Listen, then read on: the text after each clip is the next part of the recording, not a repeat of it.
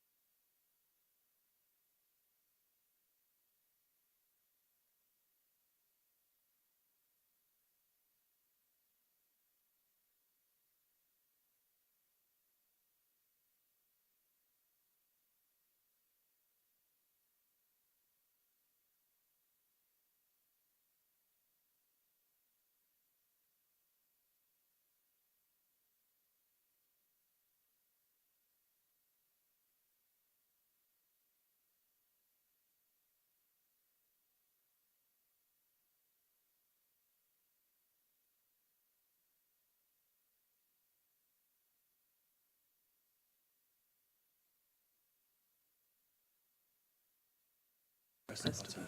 Come on.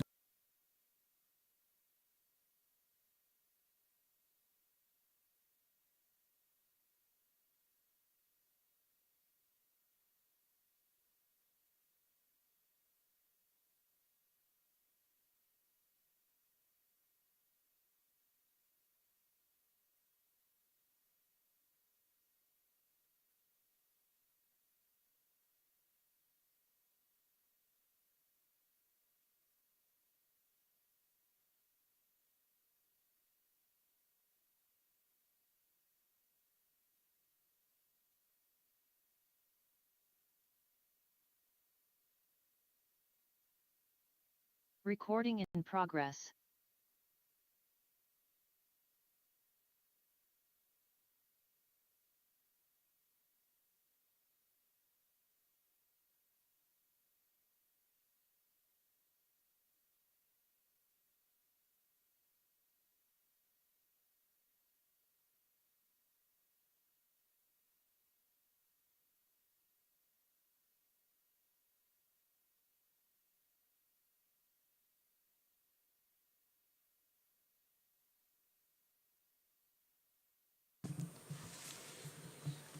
Hello, everyone, and thank you for coming along to this afternoon's meeting.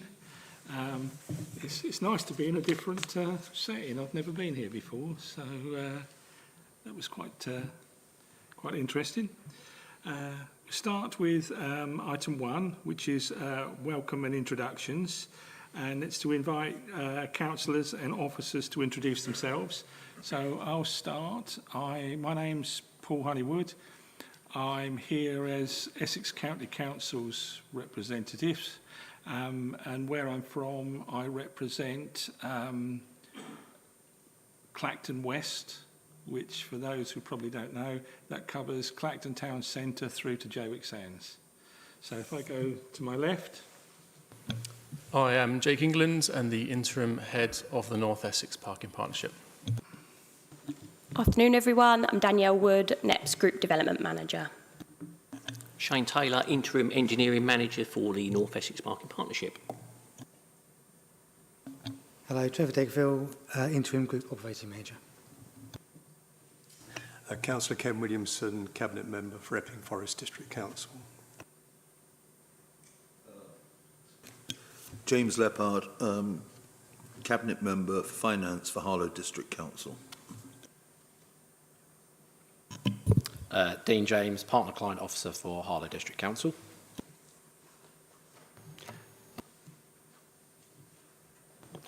I'm Richard Walker, the Client Officer for Colchester City Council. Hello, I'm Councillor Neil Hargreaves from Uttlesford. I'm the Finance Lead. Andrew Nepine, I'm Client Officer for Tendring District Council. Councillor McMurray, I'm a Cabinet Member at Tendring District Council. It's me at Cambridge, the Partner Client Officer for Braintree District Council. And Jo Haynes, I'm the Client Officer for Essex County Council. Owen Howell, Democratic Services Officer, Clerk to the Committee. Amelia Hoke, Client Officer for Epping Forest District Council. Thank you. Okay, thanks. And Caroline at the back as well. Sorry, one more. Caroline Parker, Head of Business Partnering for Colchester City Council for Finance. Okay, thank you. So welcome, as I said before, to the meeting. Next is apologies and substitutions. I've been made aware that Councillor Nikki Pearce has given her apologies and is being substituted by Councillor James Leppard. So, James, welcome to the meeting. Are we aware of any other changes? No, Mr Chairman, we just have apologies from Councillors Goss and Butland, but no substitutes. Okay, thank you. Item 3 is declarations of interest. I invite councillors to declare any interests for any of the items that are on the agenda. So I don't know if anyone has any interest to declare. Yes, as a ward councillor for Church Langley South and Potter Street, I declare an interest, non-pecuniary interest, in the item relating to Potter Street. Thank you. Okay, thank you.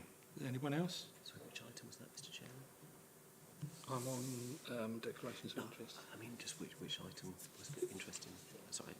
Yeah, could you repeat that again, please, so the officer can record it?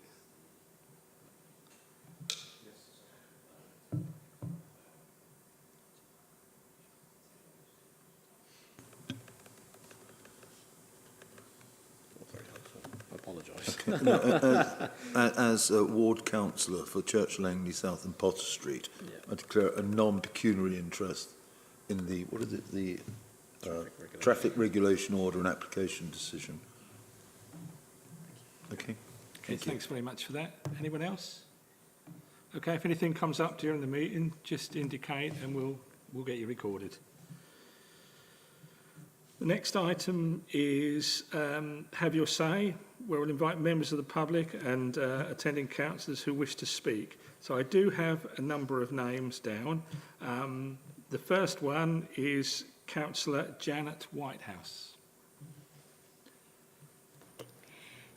Thank you, Chairman. I'm speaking about Allnuts Stores. I'm Ward Councillor for Epping East, which includes Allnuts Road, where this stores is.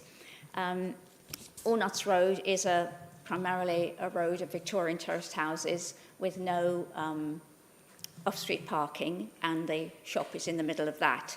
For those of you who don't know Epping, and I imagine most of you don't, it's on a ridge, and Allnuts Road is right at the bottom of the hill. It takes 15 to 20 minutes to walk up the hill to the high street, and this is the only retail outlet as an alternative to the high street.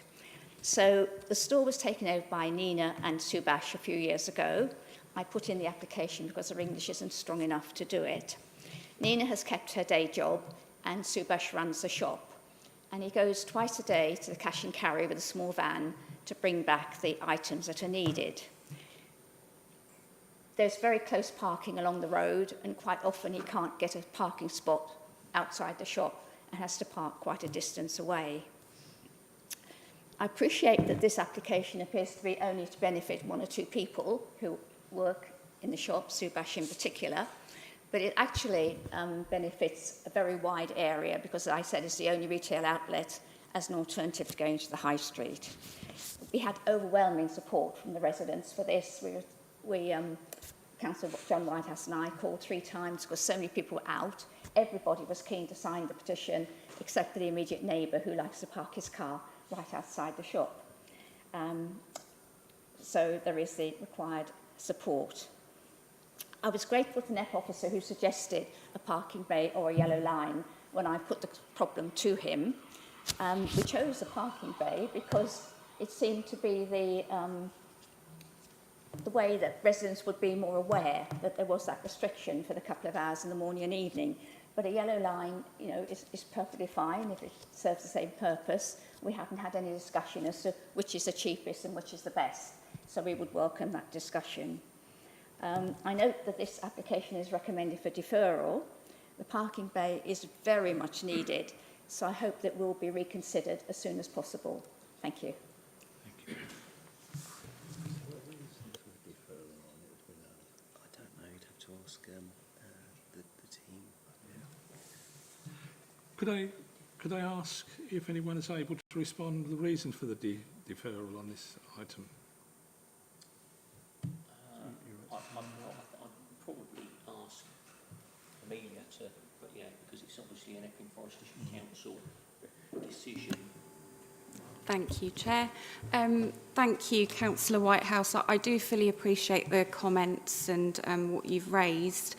I think the situation here is that, unfortunately, as everyone here, most people here will know, we are limited to recommending a maximum number of 6 schemes a year. And obviously, for fairness and consistency, we follow the NEPP priority scoring system to recommend the 6 highest scoring schemes, which is why we do unfortunately need to sometimes defer fully supported schemes, and I appreciate that this is a fully supported scheme, but that's why we've had to defer this scheme in particular. If any of those schemes that we're recommending for approval don't progress for any reason, then we will obviously have to move to the next scheme in priority order. So I hope that explains a bit kind of where we are with that.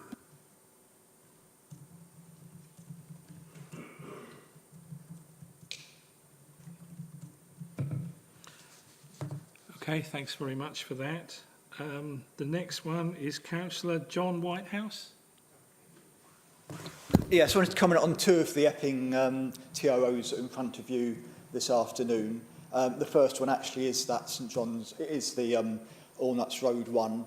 I mean, the only point that I saw for objection, beyond the fact that there's too many schemes and too few slots, was the suggestion that a single yellow line would be more appropriate, and I don't think there'd be any problem with that whatsoever. It's the objective of allowing a turnover of vehicles in that area that's important rather than the method used.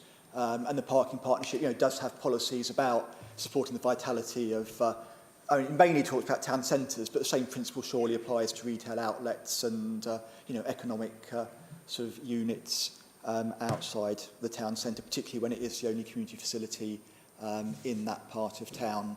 The other comment I wanted to make was on the St John's Road Epping application, which actually scores very highly and scores as well as some of the projects which you are being recommended to take forward this evening. And in the interest of transparency, I should say that I live in St John's Road, but not in one of the households affected by the parking outside.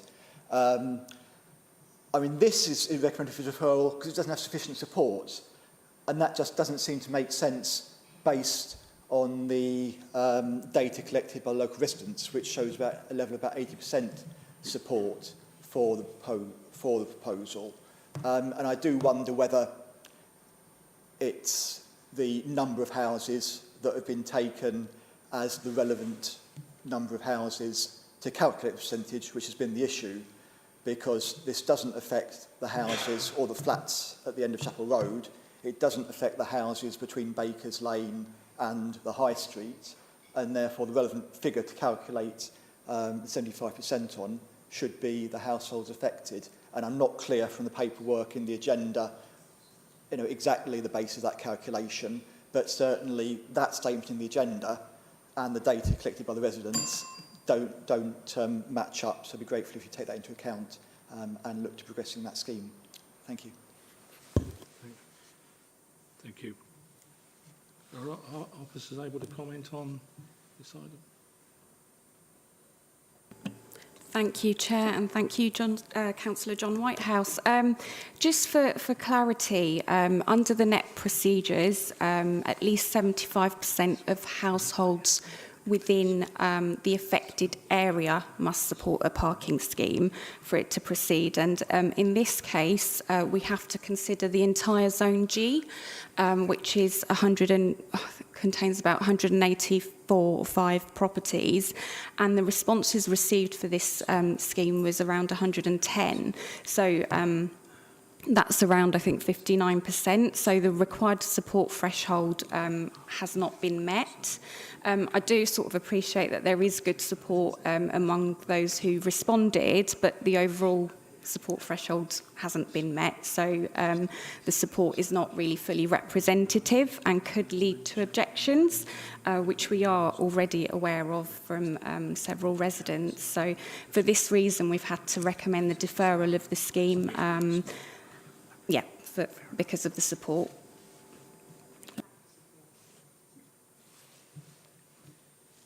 Okay, thank you very much for that. I have a final speaker, which is Julia, who I think is speaking on behalf of a group of residents that have come along today. Thank you very much. Thank you for letting us speak. My name is Julia Hornley. I'm a resident in St John's Road in Parking Zone G in Epping. We are a community group. We have a WhatsApp group, and we've discussed how to deal with the parking issues, which are very, very bad.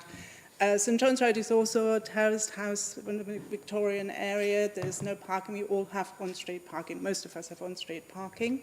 And that's true for Chapel Road as well. Ashling Road only has 3 addresses. So we were asked to do surveys. Our survey initially didn't ask for signatures. We corrected that and were given an extended submission deadline, which we met. And we basically, I think the issue of the insufficient support, and maybe that's what I should really address, is that there is 4 retirement flats at the end of Chapel Road. Most of the residents in these flats are very vulnerable. They're elderly or disabled. We went over there 3 times. We spoke to the warden. She distributed all our surveys to all the letterboxes of those people who have residence permits or have a car. One was immediately returned with a yes in favour of the proposal.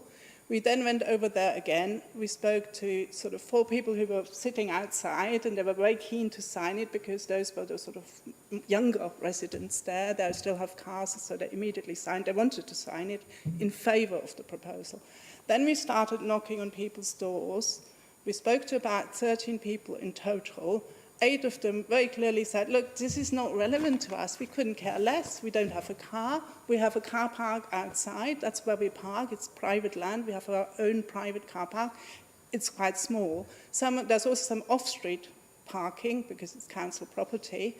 And most of them said, it's just not relevant to us. Leave us alone. I knocked on one door, and there was an elderly lady clearly in a lot of distress and in a lot of pain. And I thought, what I'm doing here is just wrong. So I stopped it at that point. And I also asked Councillor basically whether we should go there, and they said no. We spoke to the warden. She also said you shouldn't knock on every door. So we gave up. I think it's impossible to knock on every door of these retirement flats, and it would be very unfair to the residents. For most of them, it's not relevant. Most of them are very elderly or disabled, and it's just entirely inappropriate. So we we sort of spoke to 135 of the 185 addresses in Zone G. That was a lot of work for the 3 of us. I think we put in a total of about 100 hours because we knocked on every single door. We dropped our surveys through the letterbox. We followed up. And 111 were returned, which I think is something like 78% of the 135 addresses. So 111 responses from 135 addresses is 78%, 78.5%. And out of those who responded, we have actually a yes in favour of 78.5 people. There is very strong feeling about this issue in St John's Road because we think a lot of the users of the leisure centre will park in our road in the evening when it's free because it's so much easier to actually park on street rather than going in a car park. And obviously they're always, parking in a car park is more difficult, isn't it, because you've got stairs, etc. So I think this will become a real issue. It's already an issue. I often come home late in the evening. There are like 3 or 4 spaces left. So at the moment, it kind of works, but just about. If only 5 users of the leisure centre park in our road, we will not be able to park. You come back home late in the evening from work, you're really tired. Where do you put your car? In the multi-storey car park. But it seems really unfair that we pay for residential car parking scheme, which is quite expensive. I mean, it's fair enough, it costs money to administer. And then we can't park in our own Zone G. So I'll stop it here, but that's our perspective, and I think there's a very strong feeling about it. So I really urge you to carefully consider this proposal. Thank you very much. Okay. Do we have an officer that can respond to that for me, where we are with this one?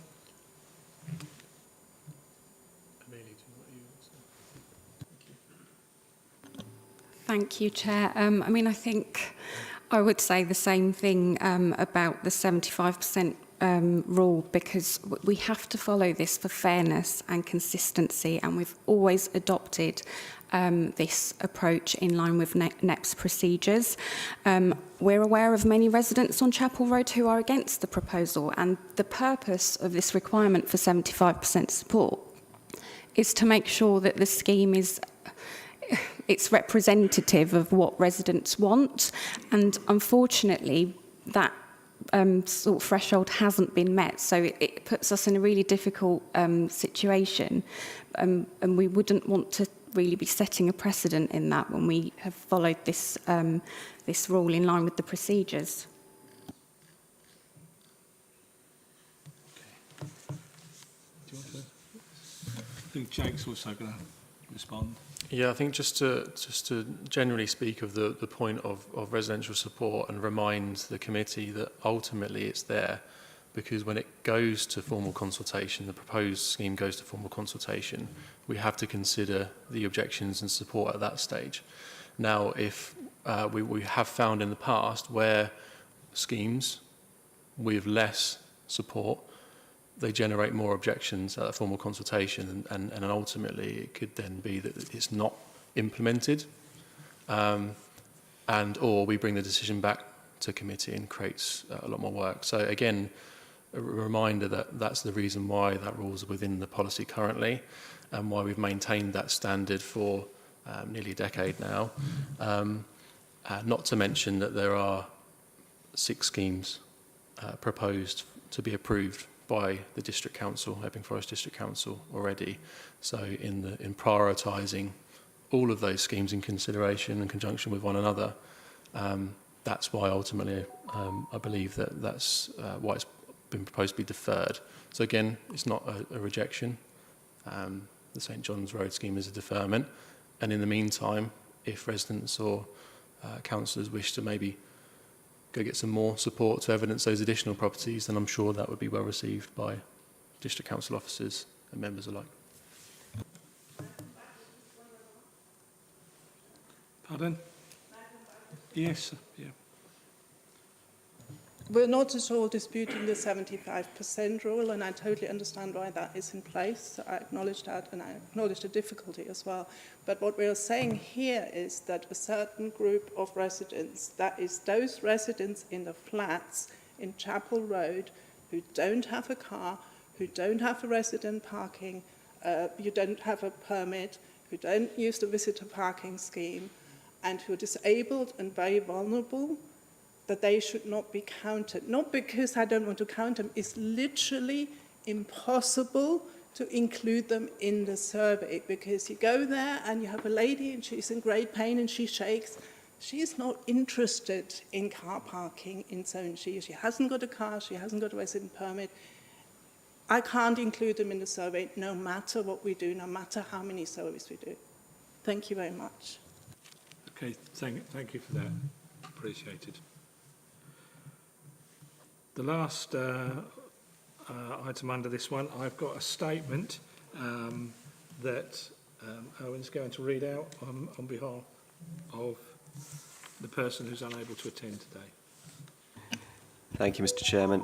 I have a statement received from Mr. Richard Bunce of Colchester, who writes, "I'm writing to express my concern about the recent increase in the cost of resident parking permits. The 6-hour permit has risen by 50% from 60p to 90p, and the 24-hour permit has increased from £1.20 to £1.70. As someone who does not own a car, I am unaware of the cost of a yearly permit, but I am nonetheless affected by the broader implications of these changes. Resident parking zones are not a matter of choice for those who live within them. They are imposed. As such, these charges function less like a service fee and more like a form of taxation. This is particularly troubling given that these zones often cover areas closer to town centres where communities tend to be more densely populated and in many cases less economically advantaged. Implementing such significant price increases without prior notice or public consultation is, in my view, unfair. While I understand the rationale for increasing fines and parking fees in order to raise revenue, requiring residents to subsidise parking enforcement through permit fees is simply unfair. It appears that this move may be a way to circumvent the cap on council tax increases, which are restricted to 5%. I make no comment on whether that cap is appropriate, but seeking alternative revenue streams without fully considering the impact on residents, particularly those already facing financial pressures, suggests a failure to conduct a proper equality impact assessment. I urge the Council to reconsider this approach and to engage in transparent consultation with the communities affected. Statement ends. Okay, thank you. Does anyone want to comment on that? Or I can comment, yeah. Yeah, KJ, thank you. Okay, so just to clarify for the committee, the decision to increase permit prices last come to the committee in 2023, the March 2023 meeting, and that was at the Braintree District Council offices. And that proposed some increases across all permit types, resident, business and visitors, in a staged approach for the next 4 financial years, if I recall correctly. So next financial year is the final year of permit increases, and they will come into effect from the beginning of the financial year. And the prices of which the have your say respondent is referring to was introduced in April earlier this year. So it's no surprise to the committee, where we've been reporting the finances, that inflation has hit the operation quite significantly. When we consider the salaries as part of that, when we consider the resources that then the staff are going to those areas to then carry out those activities, are also subject to that inflation. And ultimately, it's the committee's role, as per the agreement, to make sure that it's self-financing and self-funding. And so those permit prices that were agreed back then were ultimately to cover the costs of delivering that operation within all 6 districts, within the North Essex. And so we will be coming back to the committee to propose some new permit prices after next financial year, to follow after next financial year, to be clear. However, it's always been structured and priced to represent the cost of delivering the service. We're not a private organisation. This is a public sector-led organisation that simply covering the cost of delivering that service. Okay, thank you for that. The next item is item 6, urgent items. Now, I believe that either Neil or Mick may want to... Chair, minutes sorry, yeah, you're right. I was being a little bit too keen there. So, yeah, okay, it's item 5, minutes, and that's to approve the minutes of the meeting on 19th of June 2025. Can I have a proposer to accept those minutes, please? Thank you, Neil. Second to Mick. Thanks. Everybody happy with those? Okay, that was a quick test to see if you were awake. Yeah. Moving on to item 6 then, which I believe Neil and Mick may want to, under this urgent items, may want to raise the NEPP agreement wording changes. Indeed, Chair, yes, I would. We agreed 5 months ago. By the way, this wording changes because the current agreement is not LGR compliant. If it gets to breakup of NEPP, it does not say what happens to the surplus or deficit. Currently, we're looking to surplus, which is good. And also, we are working contrary to our existing agreement, and that needs to be resolved. This is, I'm told, has gone to Essex. It was supposed to go to Essex Legal, and we've heard nothing. So a report on where that is would be most appreciated. Okay, thank you. Joe, are you able to help with this? Yes, I am. Councillor Hargreaves, the revised wording report is with Essex Legal Services. As you'd appreciate, that is prioritised along with all the other workload that they have, which includes all of the LGR and devolution sort of conversations that they're having and workload that they're having. So, yes, it is with Essex Legal Services. I don't have a timescale for that as yet, I'm afraid. On that, I was informed it was actually with highways rather than with legal services. Could I ask, has it gone to highways and then to legal services? And could I ask when highways passed it to legal services? Yes, it's gone from highways to legal services, and it went this month to legal services. This month, so it's taken highway. And could we be told, do highways have any? Did they have any comments on it, any alterations that we might need to know about? Nothing's changed so far. It's gone through as agreed. Right, so it has sat with highways for nearly 5 months, no changes, and then it's gone to legal this month. Did I hear that correctly?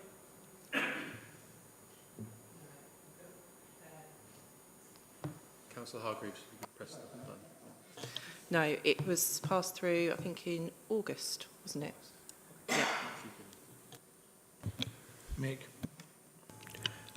Just a supplementary question on that. And in the minutes, it says, when we were discussing this, that there would be a commitment to check about the ECC governance process, whether it would have to go to the relevant cabinet member and director, or as to whether full cabinet approval would be needed. Have you got any clarification on that? Thank you. So I think we'll get that view from legal as well when that's in that review. Yes, I think Jake would also like to respond. Yeah, so just to clarify the timeline, so it was the 19th of June that the committee agreed to send draft version 4 to ECC's legal department for consideration. A delay from me meant that it wasn't until the 13th of August before it was fired over to legal, to which I was told that they needed to be instructed by ECC to consider it first, and it was then at that point that it was passed to Highways officers, Joe and the director at the time of Highways, to put it through the motions of then instructing the legal team.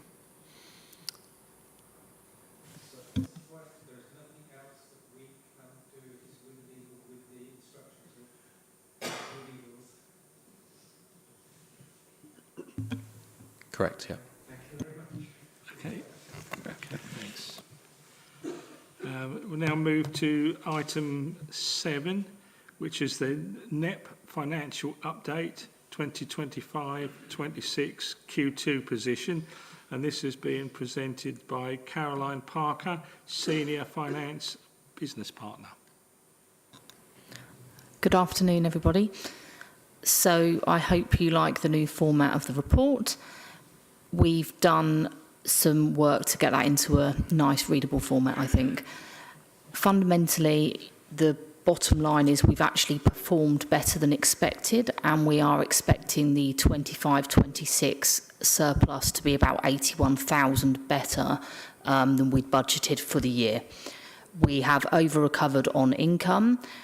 We have obviously had to invest to get that income in terms of extra PCN printing costs, extra PCN recovery training and some staff costs, but that has resulted in extra on the bottom line. So that's my high-level summary. If anyone has any questions, feel free to jump in, and if I can't answer, I'm sure my colleague Jake will be able to answer. Thank you. Okay, thanks very much to that. Do we have any questions from anyone? Mick?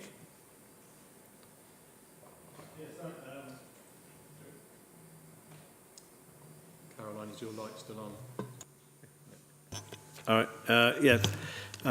Thank you for the report. Yes, it is. It does make good reading, and it's a very welcome set of figures. I'll just on the over recovery of PCNs. It's 5.3. It says there's 53,000 in this report. Is that for the quarter or for the year to date? But it says a trend has now been established and is anticipated to exceed budget.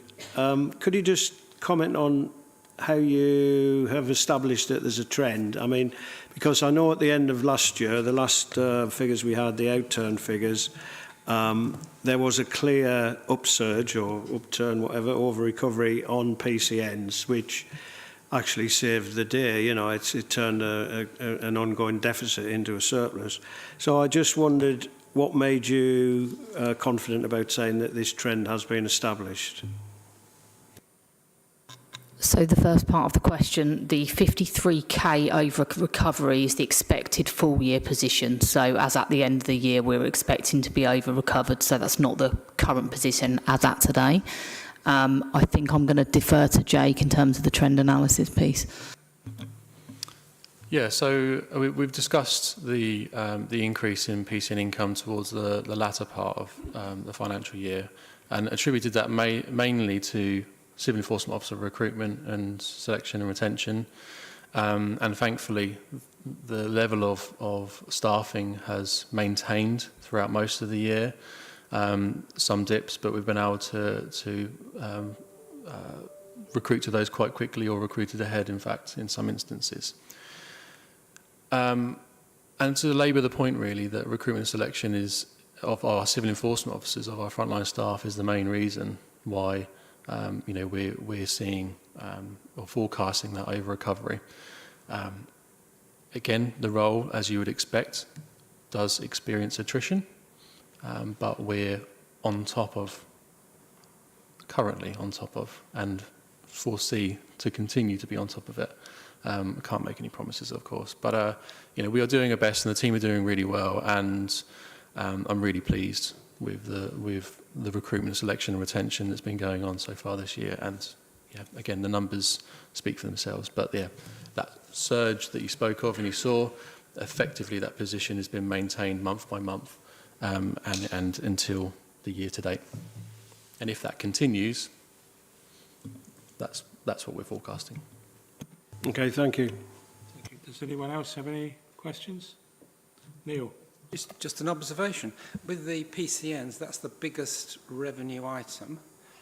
And to bring that in to within 2.5% of your budget, and a positive 2.5% and not a negative 2.5% with your finance hat on, I think I'd be rather pleased with that. That's pretty good. Obviously, these things can be quite variable. Stuff happens. Yeah, I think that's a pretty good outcome. Thank you. Anyone else? Okay. As a committee, we are asked to note the Q2 2025-26 year-to-date financial position, the expected full-year outturn for 25-26, and the impact of the parking reserve balance. Are we happy to do that? Agreed? Okay, thank you very much. And thank you for your presentation. Now moving on to item 8, which is Traffic Regulation Order Policy Update Report. This is presented by Daniel Wood, Group Development Manager.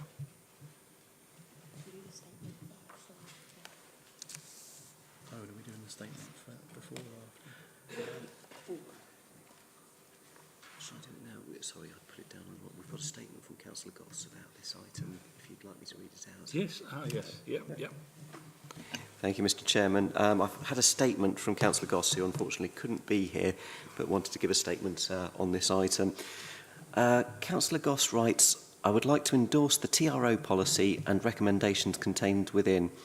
I've encouraged the use of the policy and requirements for the support percentage proposed for a number of years with great success, and this has led to the introduction of multiple changes with no or limited opposition. I cannot recall an approved scheme on behalf of Colchester City Council requiring to be withdrawn using the process. NEPP officers have always been helpful and provided guidance and advice whenever this has been required. In my experience, if a request is truly warranted and desired locally, then the required support is not difficult to obtain. Statement ends. Okay, thanks very much for that. Thanks, Owen. So yeah, this report presents an updated traffic regulation order policy, and that's included in full in Appendix A. So the main reason for updating this really was just to improve clarity for the general public following feedback we had last year. So we've updated the terminology used, we've improved the formatting and structure, and added some branding in there as well. And it also has helped us to meet audit requirements to regularly review and update our policies. So a couple of the key changes in there are the inclusion of the 5-year rule for new build sites, which was agreed at the January committee meeting, and then adding a percentage to the support requirements for new scheme applications, which hopefully provides those clearer expectations for applicants. So happy to take any questions on the report or the policy. Does anyone have any questions? Neil? Number of points. Just actually, it's on the 75%. It's actually a question to all officers, all members. I get quite a lot of pushback on this. We've seen people doing a lot of work. They think they've done the right thing, and they find it's a care home. They don't care. I had a scrutiny committee 2 days ago, and they're on about this. The 75% is too high. We'll never get a scheme through on this. I wasn't, I have to say, quick enough to say, actually, others have not got any at the moment, and everyone else has, therefore they must have got their 75%, but that's something you think of the day after. So as a general question to everybody, are we finding that this 75% is a particular bar, or is there... I'm just looking for guidance to be able to feed back to my people to see what everyone else thinks about this. Have other points, perhaps I'll just stop. Wants to... Kane. Thank you, Chair. Yeah, I think the 75% works really well where it's a strict residential area. We did one recently in Buckhurst Hill, There was a block of flats adjacent, but it wasn't part of the scheme, and the 75%, it was a struggle. They've taken years to get to 75% because lots of people had differing views. But eventually they came up with a scheme that the majority were happy with. I take on point the points that have been raised, take on board the points that have been raised about St John's. And I think maybe in some of these cases, the council has a list of vulnerable people.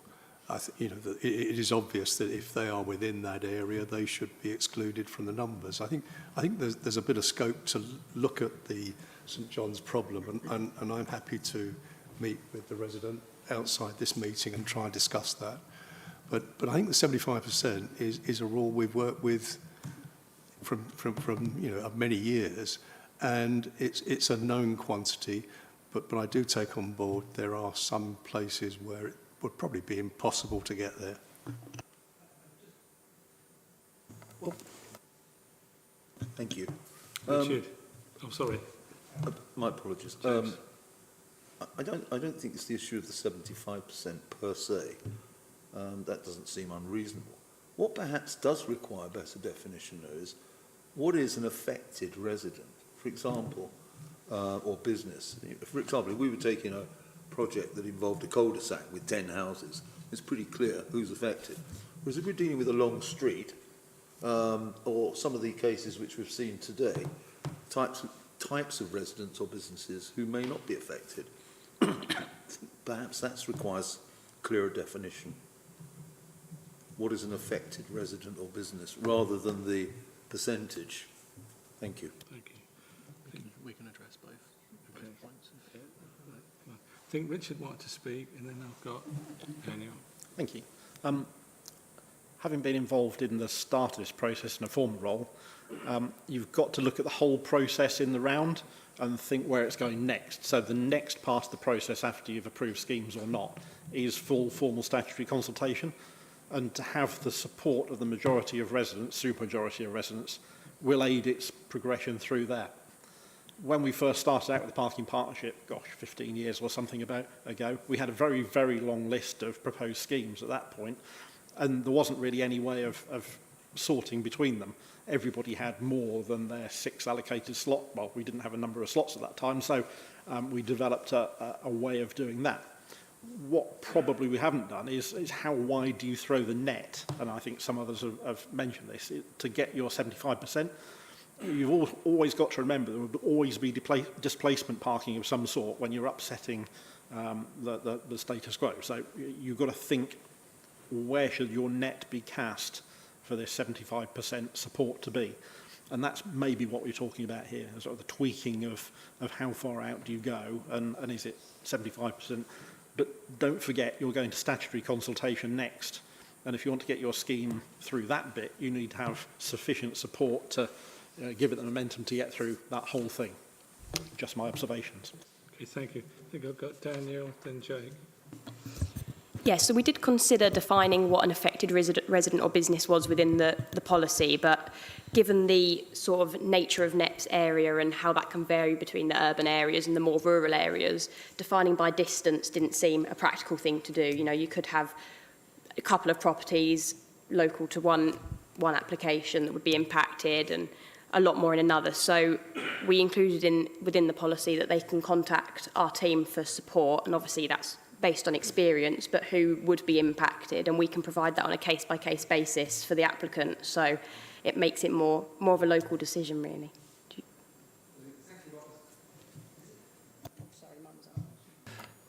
Is it possible then just to put that on the application, when you get the link to the application, all this stuff appears, what you've got to do, and so you've got to get your 75%, it doesn't tell you. Is it a good thing to put on there, please contact NEPP, say roughly what you were looking for, and ask NEPP to tell you what you've got to do? And then when it comes to the issue of the care home or something else, you come back with a negotiation, this is unreasonable, or it's too wide or it's too small, something. So that when they start on this, you know what doors you've got to knock on. I think there also should be guidance on the ones who will never respond to anything. Probably when it comes to statutory consultation, they wouldn't respond either. There should be something on that, maybe often on the things I've looked at, when you go and stand at the side and have a look at it, it's usually obvious whether a scheme is worth it or not. And the ones that are not, do you think maybe that sometimes one person has got a thing in their head and they won't stop? We know what that is like. But the other ones that are good. So is that something you could do to then get people to do that first, and they don't do the work and then come back, get it chucked out, and arrive here saying, well, I spent a lot of time on this. Where's it going? Yeah, absolutely. Oh, sorry. Could I just come back on it with an anecdote? Well, on a recent one we had, the residents were quite clear on the roads they wanted included. NEPP officers looked at it all, visited, saw what was going on and thought these houses just round the corner are really going to be affected by this and should be included, and included it in the draft plans they put out for consultation. The residents said, no, we don't want any part of this, and they were excluded from the scheme. And when the scheme was introduced, they got off of eBay signs that said residents parking only and put them on the lamppost. So there are other sides to this as well. Yeah, absolutely. That's a suggestion we can add in easily enough, so we'll get that added now. As for the earlier question about the percentage that we've gone for, that isn't intended, as we say, that is there to help us mitigate the risk of spending funds to advertise a proposal and then it doesn't get implemented and those funds have been wasted. So, but there is something within the policy to say that if applications haven't met that threshold, they'll be held within our pending folder and the external SharePoint site that you, I think, all have access to now. And if any of the partners do think that there's a scheme in there that should progress without that level for any reason, they can bring that back to the committee, and again, it can be considered on a case-by-case basis. So it's not a one-size-fits-all. If they don't reach it, it's not coming in. It is open to that. Okay, thank you for that. I think Shane wants to comment as well. Yeah, thanks, Chair. Just as the main engineer until I took this post up for TROs for North Essex Parking Partnership, since 2010 we've introduced between 550 and 600 TROs, so we're getting quite good at it, I think it's fair to say. We're not trying to be awkward, we're trying to take the risks away from doing these things and wasting public funds, and actually the more support you get, the less risk there is. And we're actually trying to encourage a little bit of localism for people to start talking to one another, and you know, so when we go into public consultation, people don't go, wow, we didn't know anything about this. And we're just trying to increase the chances of success. We're not here to sort of scupper anybody's ideas or visions or views or whatever the case is. We're actually trying to give it the best chance of success. And there you are, we've got it, haven't we? You know, sort of since 2010, all of those TRO applications that we've done.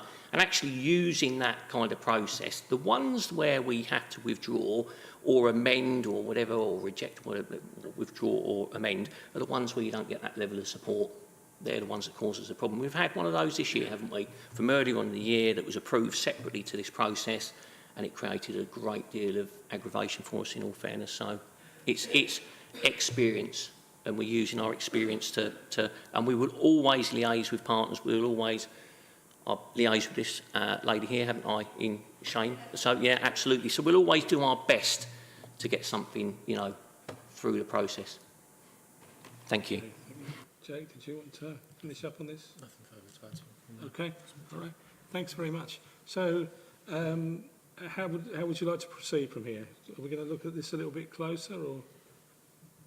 I think, from my perspective, there's no reason not to agree it, but with the amendment that we will define on the website ahead of the application that if there's any queries about the 75% or the definition of an affected resident, that they should contact us for more information.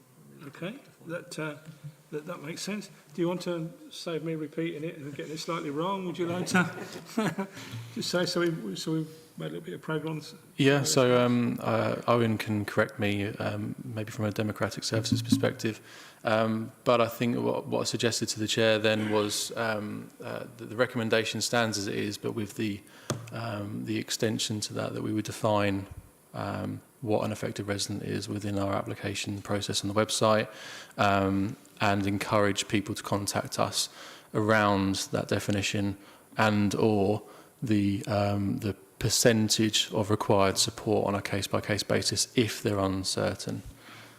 That said, Joe Haynes is looking at me right now. I'm very sorry to ask this, but just reading through again the wording about new developments and restrictions, I just wonder if it's worth clarifying when NEP inputs into the planning process. Only we've had one case come up recently. If NEP isn't involved at the planning application stage and then makes recommendations later in the process, that can't be changed. So I just wonder if it's worth looking at the wording there to just refine it, because otherwise things are just going to ping pong around with no one able to address it. Shane? Yeah, thanks, Joe. I think it's fair to say that I've actively tried to engage with all of the planning authorities and get agreements in with the planning authorities and with Essex Highways, and we get sporadic, you know, emails to say we've got this new development, what do you think, and everything else. So we've gone out of a way above and beyond what we should be doing to try and get that kind of two-way conversation. But I think it's fair to say that only 3 of the partners we get regular information from. We get very little from, you know, Essex Highways. So it's not through not wanting to do anything about it. I mean, we've got some really, really good skills. We've probably got more skills than some you know, don't want to say it, than some Essex Highways, in fairness, in our experience, okay. So we've got lots and lots of information and lots that we can share with people. But it's about getting that initial kind of information. And we've got a meeting with Harlow tomorrow to talk about new developments and everything else as well. So we're trying to get the inroads in there, but it's a bit of a thankless task, to be perfectly honest. And we've spent a great deal of time in trying to get those relationships, you know, moulded and built, and, you know, not through want of trying, in all fairness. Okay, thank you. Danielle? Yeah, I just wanted to add that at the top of page 5, there is an element in the policy that does state that NEPP will have provided their professional advice during the planning stages, and as such shouldn't therefore incur any costs if there are new applications around those now. So hopefully that covers that. Joe, then Neil? Yeah, I think it's just that clarification of which planning stage. I think from our point of view, it's very difficult. If the planning application has already been granted and the conditions have already been put on the developer, Essex Highways then can't put additional conditions on a developer for parking, so, or anything. So it's really difficult to get that at a later stage. It needs to be at the initial planning application stage. So we really need that engagement, as you say, Shane. If we're struggling in certain areas, what I'm worried about is requests are going to fall through the cracks because NEPP aren't going to be able to deliver it, Essex aren't going to be able to deliver it, and there's going to be a problem on the ground because we have a policy that says that we're not going to deliver it through NEPP, and we haven't got a work stream to deliver it through Essex because the parking function is delivered through NEPP. So what I'm, I suppose, trying to avoid is things falling through the cracks. So I think that engagement that Shane's trying to get and the team are trying to get is fundamentally important. And if we're going to continue taking this stance, we absolutely need that to happen. Because if we don't, things will just become a problem for us. Just to follow up to that, given the finance hat on, obviously developers pay for this work. Therefore, I'm assuming that the NEPP work is fully funded, well, effectively by Essex via the developer. We're not doing a freebie on this because, interesting, when the whole arrangement was set up, the non-funded traffic regulations orders came to NEPP. The funded ones remained with Essex.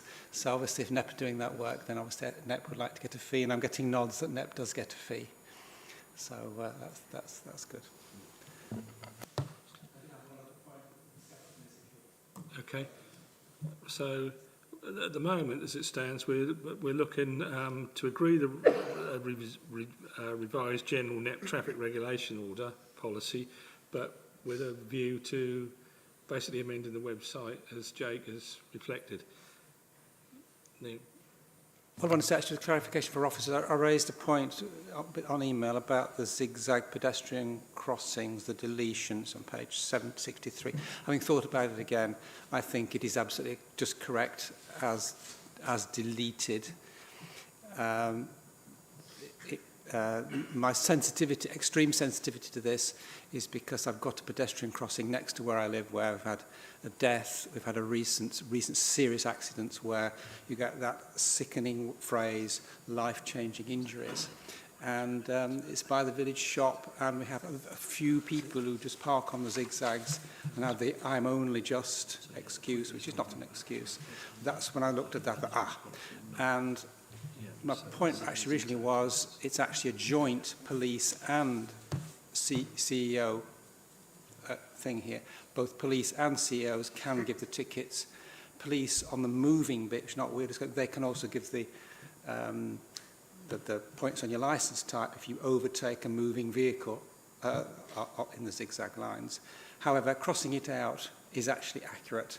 All it doesn't say is actually it's a joint responsibility, but I think it's not worth me carrying on the fuss with that. Just cross the thing out. Okay. And elsewhere I had a typo I raised with you, just the word "or" when it should have been "or," but that's okay. So happy.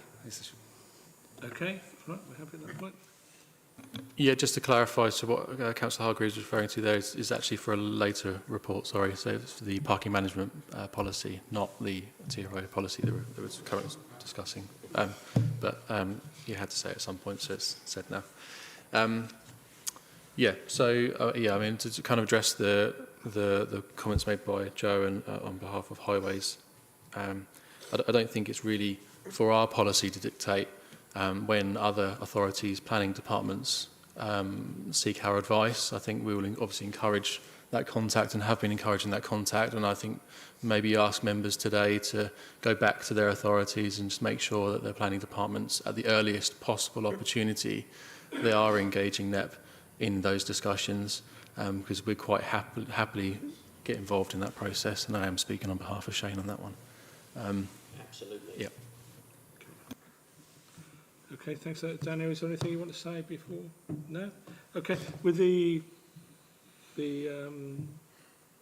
amendment that we've discussed and agreed regarding the website, bearing that in mind, are we able to agree the revised General NEPP Traffic Regulation Order Policy, October 25, as detailed Appendix A, replacing the previous version dated December 2022? Are we happy with that? Okay, thank you very much. Now we move on to item 9, Traffic Regulation Order Application Decision Report. This report seeks a decision to either approve, defer or reject traffic regulation order proposals from the list of applications that have been received on behalf of local authority members. The statement by Councillor Goss. That was for the last one. That was for the mistake. That's okay. That's fine. So for that, the presenting officer is Shane Taylor, Interim Engineering Manager. Yeah, thank you, Councillor. I'd just like to draw your attention to this report. So it basically gives you an overview of what we've achieved this year in terms of previously approved TRO applications. You'll see there are a number on there that are still held as pending because they lack the support that we've just been talking about or other elements to that. And you'll see a list of externally funded schemes that we've delivered this year. And just go over to Councillor Hargreaves, who said, you do get paid, we don't do freebies. I have to assure you over that. And they are schemes that have been funded outside of the normal TRO application process, and Councillor Honeywood has used his chair delegated authority to give us the power and authority to make those or advertise those traffic regulation orders. So just draw your attention to your own lists. And if you have any questions about that report. Does anyone have any questions, comments? No? Okay then, there is a recommendation and it's quite a long one, so rather than read it out, move the recommendation as written. Are we happy with that? Okay, everyone in agreement? Agreed? Excellent. So we now move on to item 10, review of the NEPP parking management policy. The presenting officer is Trevor Degville, Interim Group Operating Manager. Thank you, Councillor. Yeah, moving on to this report, the NEPP parking management policy. Why are we looking at it? Well, it's an audit requirement and it's good practice for us to review our policies. Just point out it needs to be seen in conjunction with ECC's local transport plan. And ECC are currently advertising consultation for a new one of those, which is on their website, if you want to have a look at it. Also aware that LGR is coming, it's coming in a couple of years, and NEPP successor will need to consider its own policies and procedures. Because of this, we've taken I've called it a light touch rather than a deep fundamental review of it on this one. Just a couple of items to draw you to. You can see the changes we're suggesting in red. Just to point out, on page 60 of your agenda pack, there's a bit of duplication. So we've just suggested taking that out, just to clarify that. The next major one is on page 63, which is what counts is the item that Councillor Hargreaves was suggesting. If you look at policy framework detail and context, we've suggested taking out zigzag pedestrian crossings in red. It does read better, I think, if it says, if we add a solely in there, so it says certain parking contraventions remain solely the responsibility of the police, Essex, zigzag pedestrian crossings. That's a slight amendment for that. And the last one I'd like to draw your attention to is on page 64, where we've suggested taking out the 3 lines which start any proposal for resident parking. Simply, and it goes on about talking about simple majority, and there's a slight contradiction with section 122 of the Road Traffic Regulation Act. RTRA, 1984. So we just suggested taking it out, just so there's no confusion over that. That's all. Doesn't mean councillors can't vote however they want to vote. It just means that our policy isn't in contravention of the law. Apart from that, as I said, it's a light touch, and happy to take any questions if you've got any. Okay. Does anyone have any questions? I know Neil mentioned this under the previous item. Is there anything you wish to add, or does anyone wish to add anything? Comment? No? So the recommendation is the Joint Committee is requested to approve the recommended changes to the NEPP parking management policy that are shown in the appendix to this report. Are we happy to do that? Yes, everybody happy? Excellent. Is Councillor Williamson happy? I can't tell. Has Councillor Williamson indicated their preference? He might need to get his attention. Just for completeness. Okay. Ken, have you any comments, or are you happy? You're happy. Excellent. Thanks very much. We now move to item 11, which is the forward plan 2025-26. This report concerns the 2025-26 forward plan of meetings for the North Essex Parking Partnership. The presenting officer is Owen Howell, clerk to the Joint Committee. So over to you, Owen. Thank you, Mr. Chairman. I'm going to keep this short, so I'm trying not to cough too much. I don't have anything greatly to add to this. There are a couple of items which we've had requests to add to the work programme, which, if I can find the correct email, I will read out and hopefully get the Joint Committee's approval to add. So we're looking to request that an item on NEPP on-street paid parking, an item on Essex Act policy and a red route policy be added to the agenda for January's Joint Committee meeting. Danielle's informed me that it's possible that the last of those might have to slip to March's meeting, dependent on the timing of how they go with that, but we're asking for permission to add that to the January work programme for now. That's all I have to say about this work programme, but I just wanted to add that we've had some conversations about redistributing the meeting dates for coming municipal years, so to try and get rid of a bunch up which we've had at one point in the Joint Committee's calendar. So just to inform Joint Committee members that I'll be looking at options to try and space them out a bit better, so we have less of a bunching up. Okay. Jay? would you like to add to that? Yeah, apologies to correct you, Owen. Just to clarify on the report that we intend to bring to the January Joint Committee, but could come to the March Joint Committee, is the Braintree District Paid Parking Report. The reason why it may be delayed or postponed is just because that's currently out for public consultation as we speak, which closes tomorrow, and depending on the volume of responses, which we were led to believe could be quite high, from an administration point of view, we might not be able to meet the deadlines for the January meeting, and therefore might come to the March meeting.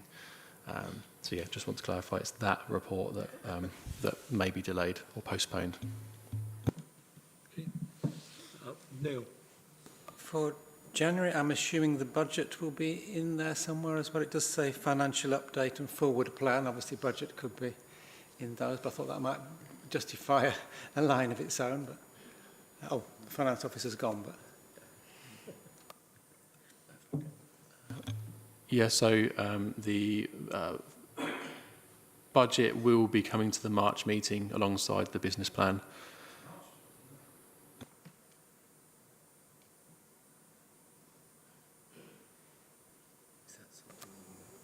surely by March it's a tad too late. I know that we have to wait for Colchester to do its budgeting, and then we tag on with Colchester. Is it always March? It's always March. The nods are coming. It's always March. Okay. It's not written on the March agenda either, but I'm sure that can be adjusted. But okay.